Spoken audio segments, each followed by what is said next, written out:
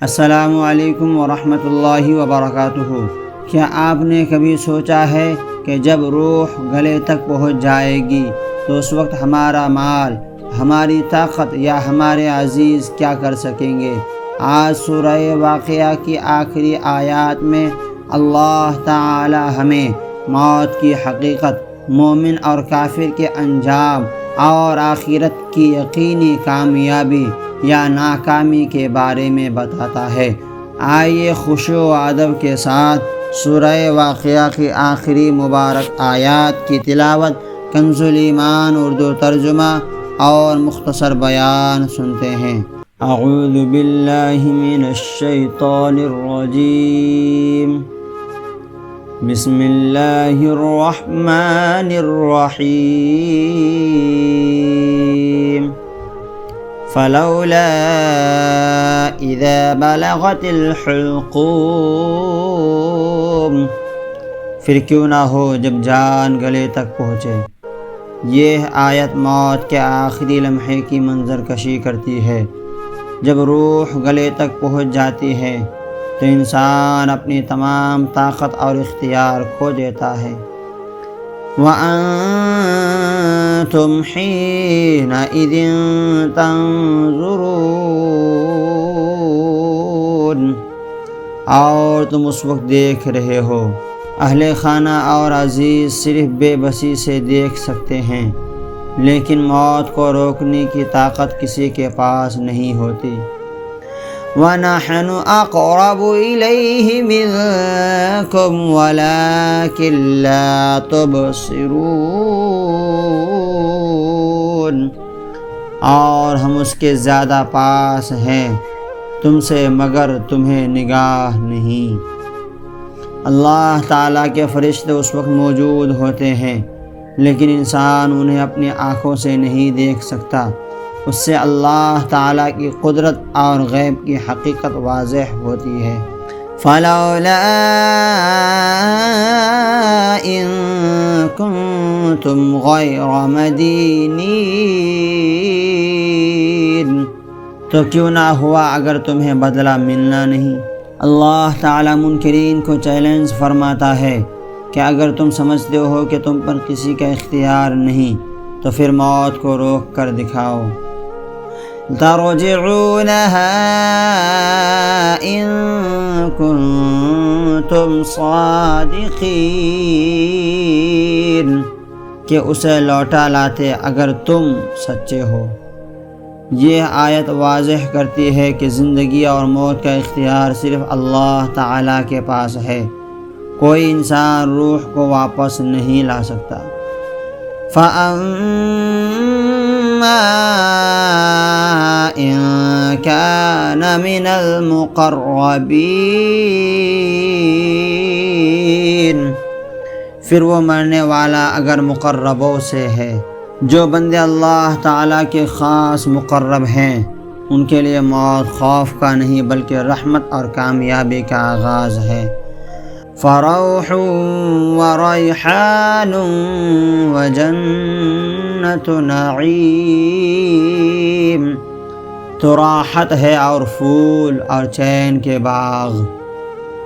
اللہ تعالیٰ اپنے نیک بندوں کو موت کے بعد سکون، رحمت اور جنت کی دائمی نعمتوں کی خوشخبری عطا فرماتا ہے۔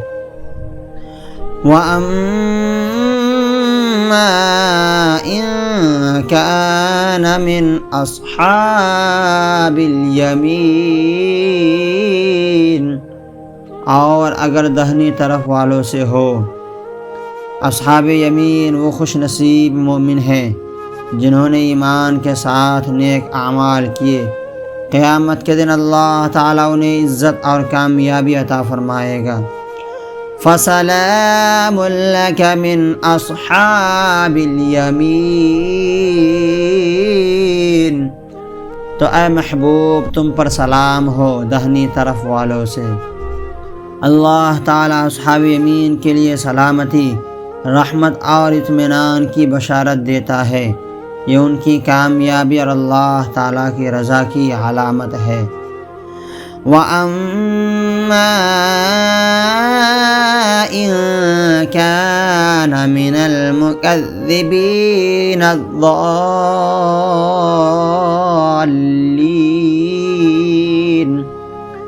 اور اگر جھٹلانے والے گمراہوں میں سے ہو۔ یہ آیت ان لوگوں کے انجام کو بیان کرتی ہے جنہوں نے اللہ تعالیٰ، اس کے رسول صلی اللہ تعالیٰ علیہ وآلہ وسلم اور قرآن کریم کو جھٹلایا اور ہدایت سے منہ موڑ لیا۔ فَنُزُلٌ مِّنْ حَمِيمٍ، تو اس کی مہمانی کھولتا پانی، کافروں کے لیے مہمانی کے طور پر کھولتا ہوا پانی ہوگا جو ان کے دردناک انجام کی ابتدا ہے۔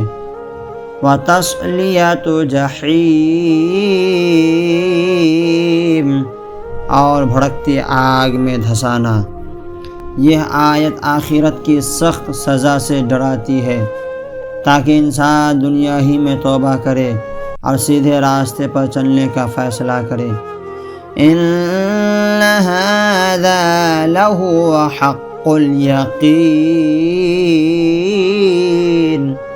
یہ بے شک اعلیٰ درجہ کی یقینی بات ہے۔ اللہ تعالیٰ فرماتا ہے کہ قرآن کریم کی یہ تمام خبریں جنت، جہنم اور قیامت کا بیان سراسر حق ہے، اس میں کسی شک کی گنجائش نہیں۔ فَسَبِّحْ بِاسْمِ رَبِّكَ الْعَظِيمِ، تو اے محبوب تم اپنے عظمت والے رب کے نام کی پاکی بولو۔ سورہ واقعہ کا اختتام اس عظیم حکم پر ہوتا ہے کہ بندہ اپنے رب کی پاکی بیان کرے، اس کی حمد کرے اور اس کی اطاعت میں زندگی گزارے۔ سورہ واقعہ کی آخری آیات انسان کو موت کی حقیقت یاد دلاتی ہیں۔ جب روح جسم سے نکلنے لگتی ہے تو دنیا کی کوئی طاقت اسے روک نہیں سکتی، پھر انسان کے اعمال کے مطابق اس کا انجام ہوتا ہے۔ مقربین اور اصحاب یمین کے لیے راحت، سلامتی اور جنت کی خوشخبری ہے، جبکہ حق کو جھٹلانے والوں کے لیے دردناک عذاب ہے۔